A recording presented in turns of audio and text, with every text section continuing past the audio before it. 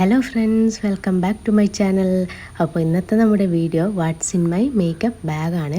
Actually ഞാനിത് first shoot ചെയ്ത് വെച്ച വീഡിയോ ആയിരുന്നു, നൈക്ക ഹോളിൻ്റെ വീഡിയോ ഇടുന്നതിന് മുമ്പ്. ബട്ട് നൈക്കയുടെ പ്രൊഡക്റ്റ് കിട്ടിയപ്പോൾ ആ ഒരു എക്സൈറ്റ്മെൻറ്റൊക്കെ കാരണം അതാണ് ആദ്യം എഡിറ്റ് ചെയ്ത് പോസ്റ്റ് ചെയ്തത്. ഈ ഒരു ബാഗ് എനിക്ക് ഫ്രീ കിട്ടിയതാണ്. പ്ലമ്മിൻ്റെ കുറച്ച് പ്രൊഡക്ട്സ് ഞാൻ വാങ്ങിച്ചപ്പോൾ അതിൻ്റെ കൂടെ കിട്ടിയൊരു ബാഗാണിത്. ഇതാണ് ഞാൻ കുറച്ച് ഇയേഴ്സായിട്ട് യൂസ് ചെയ്യുന്ന മേക്കപ്പ് ബാഗ്. ഇതിലെ ഫസ്റ്റ് പ്രൊഡക്റ്റ് എന്ന് പറയുന്നത് ഈ ഒരു സെറ്റാഫിലിൻ്റെ മോയ്സ്ചറൈസറാണ്. ഇത് ആ ബാഗിൽ വെക്കാൻ സ്പേസ് ഇല്ലാത്തത് കൊണ്ട് ഞാൻ സെപ്പറേറ്റ് വെക്കുന്നതാണ്.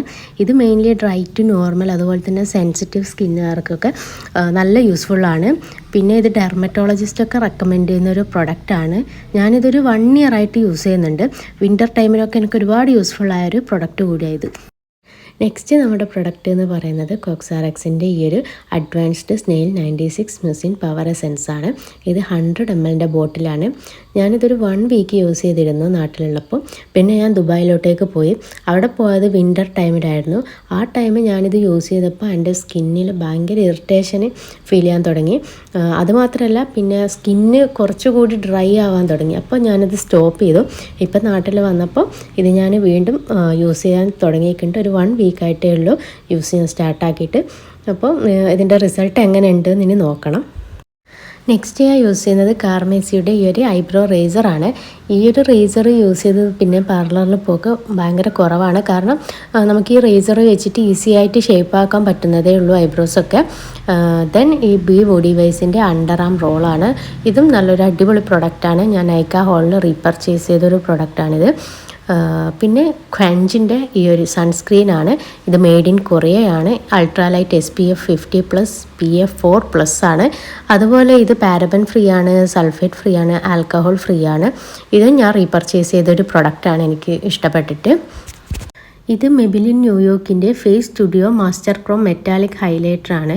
ഇതിൽ 2 ഷെയ്ഡ്സ് അവൈലബിൾ ആണ്. First one molten gold, second one molten rose gold ആണ്. ഇതിൽ ഞാൻ ചൂസ് ചെയ്ത ഷെയ്ഡ് മോൾട്ടൺ ഗോൾഡ് ആണ്. ഇതൊരു പൗഡർ ഹൈലൈറ്റർ ആണ്. ദെൻ പ്ലമ്മിൻ്റെ ഗ്രീൻ ടീ പോർ ക്ലെൻസിങ് ഫേസ് വാഷ് ആണ്. ഇതും ഞാൻ കുറേ കാലമായിട്ട് യൂസ് ചെയ്യുന്നൊരു പ്രൊഡക്റ്റാണ്. പ്ലമ്മിൻ്റെ കുറേ പ്രൊഡക്റ്റൊക്കെ ഞാൻ ട്രൈ ചെയ്തിട്ടുണ്ട്. നല്ല പ്രൊഡക്ട്സാണ്. പ്ലമ്മിൻ്റെ ഗ്രീൻ ടീ, നൈറ്റ് ജെല്ല്, അതുപോലെ തന്നെ മോയ്സ്ചറൈസർ, ടോണർ എല്ലാം നല്ല അടിപൊളി പ്രൊഡക്റ്റാണ്. അതൊക്കെ വാങ്ങിയപ്പോഴാണ് ഈ ഒരു ബാഗ് എനിക്ക് ഗിഫ്റ്റ് കിട്ടിയിട്ടുണ്ടായിരുന്നത്. ദെൻ ഈ ഒരു ഐ പെൻസിലാണ്. ഇത് ലാക്മിയുടേതാണ്. ഇതും അതുപോലെ തന്നെ കെ ബ്യൂട്ടിയുടെ ആണ് ഞാൻ യൂസ് ചെയ്യാറ്. കെ ബ്യൂട്ടിയാണ് കുറച്ചുകൂടി കൂടുതൽ ലോങ് ലാസ്റ്റിംഗ് ആയിട്ട് എനിക്ക് തോന്നിയത്. ദെൻ കെ ബ്യൂട്ടിയുടെ ഈ ഒരു മസ്കാരയാണ്.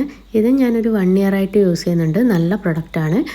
പിന്നെ മസ്കാരയൊക്കെ ഞാൻ വല്ലപ്പോഴേ യൂസ് ചെയ്യാറുള്ളൂ. ഈ കെ ബ്യൂട്ടിയുടെ ഞാൻ യൂസ് ചെയ്ത പ്രൊഡക്ട്സും എല്ലാം നല്ല അടിപൊളിയായിരുന്നു. നെക്സ്റ്റ് നൈക്കയുടെ ഈ ഒരു ബ്ലാക്ക് മാജിക് ഐലൈനറാണ്. ഇത് എൻ്റെ ഒരു പേഴ്സണൽ ഫേവറേറ്റ് ഐലൈനറാണ്. എപ്പോഴും ഞാൻ റീസ്റ്റോക്ക് ചെയ്ത് വെക്കുന്ന ഒരു ഐലൈനർ കൂടിയാണിത്. നെക്സ്റ്റ് വേഗയുടെ ഒരു ഐലാഷ് കേളറാണ്. ഇത് ഞാൻ അങ്ങനെ യൂസ് ചെയ്യാറൊന്നുമില്ല. ബട്ട് ഇത് യൂസ് ചെയ്തിട്ട് നമുക്ക് മസ്കാരൊക്കെ ഇടുന്നതാണെങ്കിൽ കുറച്ചുകൂടി നല്ല നീറ്റായിട്ട് കിട്ടും. അടുത്തത് ഈ ഒരു ബ്ലെൻഡറാണ്. ഇത് ഞാൻ നൈക്കയിൽ നിന്ന് പർച്ചേസ് ചെയ്തതാണ്. ബട്ട് ഇതിൻ്റെ ബ്രാൻഡ് ഏതാണെന്ന് എനിക്ക് ഓർമ്മയില്ല. നെക്സ്റ്റ് ഞാൻ വാങ്ങിച്ചത് നൈക്കയുടെ ഈ ഒരു ലിപ്സ്റ്റിക്കാണ്. ഇതൊരു ലിക്വിഡ് ലിപ്സ്റ്റിക്കാണ്. ഇതിൻ്റെ ഷെയ്ഡ് വന്നിട്ട് 01 ബോംബെ ആണ്.